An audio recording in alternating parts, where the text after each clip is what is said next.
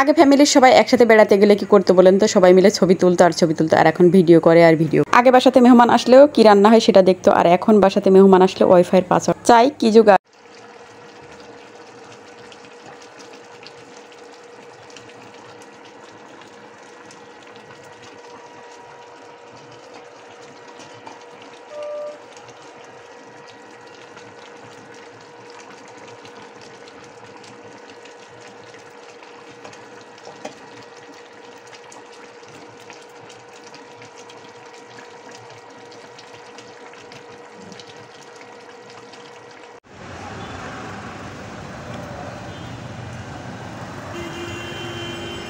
কিছু কাছের মানুষ আছে, দিতে পারলে ভালো আর না দিতে পারলেই বোঝা যায় তারা কেমন।